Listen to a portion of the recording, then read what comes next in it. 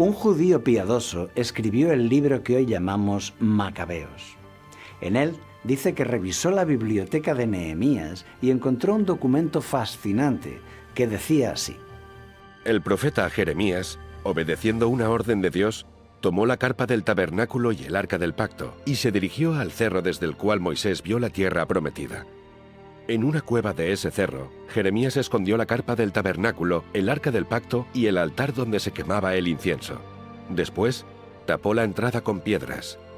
Jeremías les dijo: Nadie debe saber dónde está ese lugar, hasta que Dios nos perdone y nos reúna otra vez. Entonces, Dios mostrará dónde están esos objetos. Después del año 70, en Israel se celebró un concilio en el que rabinos de diferentes lugares se reunieron en la ciudad de Jamnia. Allí establecieron el canon definitivo de la Tanaj hebrea, que es lo que ahora conocemos como el Antiguo Testamento. Se estudió con detenimiento qué libros debían ser considerados sagrados y cuáles no. Los libros de los Macabeos no fueron aceptados dentro del canon hebreo. Los rabinos no tenían ninguna prueba de que estuvieran inspirados por Dios ni que fueran una fuente de fe. Yo termino aquí mi narración. Si está bien escrita y ordenada, eso fue lo que me propuse. Si es mediocre y sin valor, esto fue lo mejor que supe hacer. Esto significa que los escritos de Macabeos no son una autoridad religiosa para los creyentes de hoy, pero sí que tienen un valor histórico importante. Aunque su autor es desconocido, se nota que es un intelectual judío que, alrededor del año 100 a.C., consulta documentos anteriores y recopila la historia reciente. No es un libro inspirado, pero es un libro que nos cuentan cosas históricas que sí sucedieron de verdad. Está contando la historia de los reyes macabeos, que gobernaron Israel en el siglo II a.C., justo entre la dominación griega y la dominación romana. Sus páginas contienen historia, y de repente se va 4 siglos atrás para contarnos cómo Jeremías escondió el arca de la alianza. ¿Será cierta la historia del arca escondida en una cueva?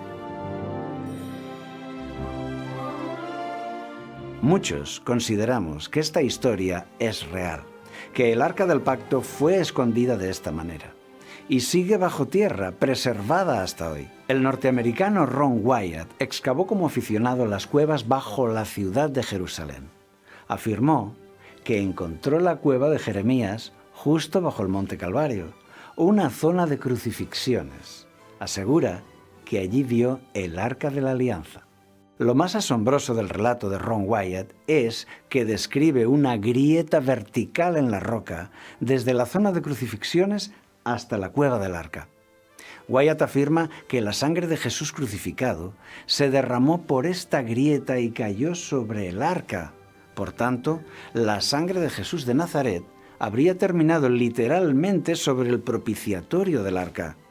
Como imagen, es de una belleza extraordinaria, porque imaginamos a Jesús derramando su propia sangre, entregando su vida en pago por los pecados de los hombres, cumpliendo así con el rito del Yom Kippur, el gran perdón.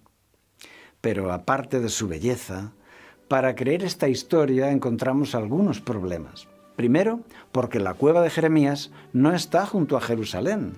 Macabeos dice que está bajo el monte Nebo. El profeta Jeremías, obedeciendo una orden de Dios, tomó la carpa del tabernáculo y el arca del pacto, y se dirigió al cerro desde el cual Moisés vio la tierra prometida. En una cueva de ese cerro. El monte Nebo está en Jordania, lejos de Jerusalén. Además, Ron Wyatt no pudo aportar ninguna prueba en apoyo de su relato. Tampoco hubo ningún testigo más. Por lo tanto, estamos en libertad de creerlo o no, como sucede con cualquier testimonio de milagros. Hoy, nuestros ojos deben mirar a la verdadera arca del santuario del cielo. La Biblia nos anima a no apoyar nuestra fe en objetos materiales ni en reliquias sagradas. La Biblia nos dice que Jesucristo entró llevando su propia sangre en el santuario celestial. No dice que Él fue a derramar su sangre sobre el arca literal. no dice esto, sino sobre el santuario verdadero. Pablo de Tarso, que fue un gran erudito del judaísmo y también del cristianismo, nos dice que Jesucristo es ahora el verdadero sacerdote, que actúa por nosotros en el santuario del cielo. El punto principal de lo que venimos diciendo es que tenemos tal sumo sacerdote, el cual se sentó a la diestra del trono de la majestad en los cielos. Él es ministro del santuario y de aquel verdadero tabernáculo que levantó el Señor y no el hombre.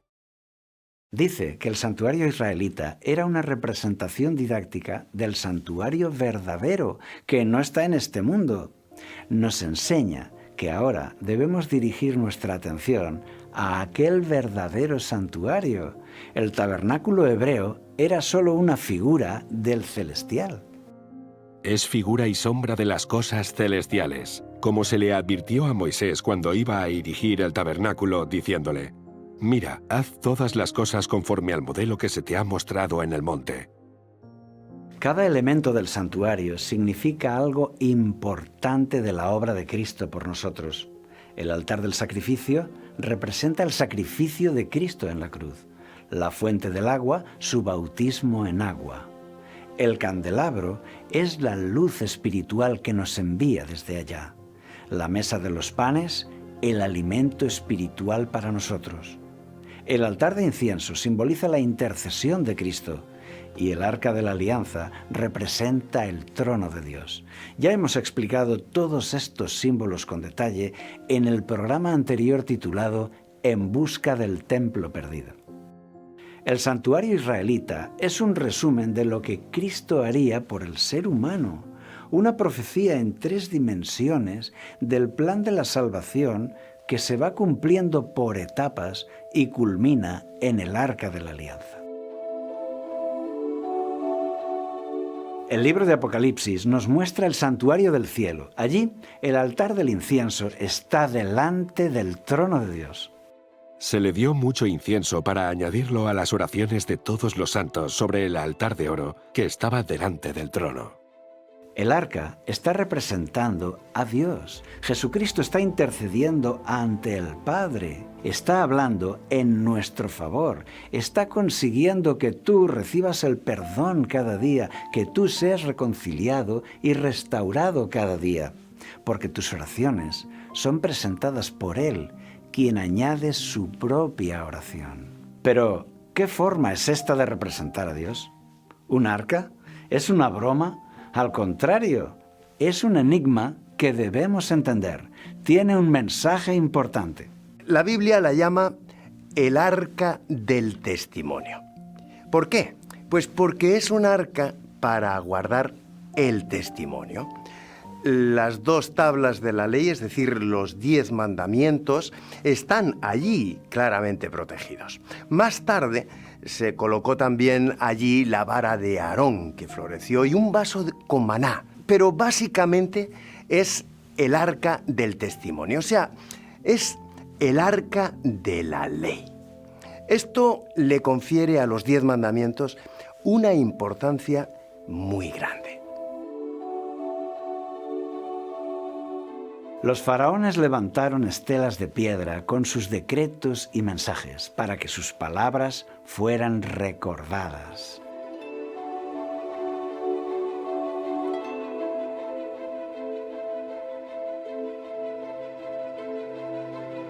En el siglo V a.C., Tutmosis I conquista el país de Kush, en el actual Sudán, sometiendo a la civilización kushita, y levantó allí estelas de piedra con estas palabras.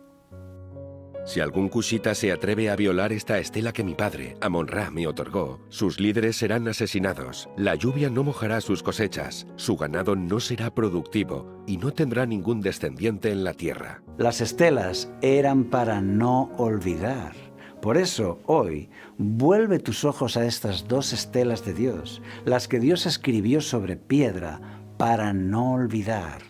Jesús no la olvidó y nos dice que antes pasarán el cielo y la tierra antes que pasar una coma de la ley. Los 10 mandamientos nos muestran la voluntad de Dios para la conducta humana. Son la guía de lo que Dios espera del hombre. Son la estela para no olvidar.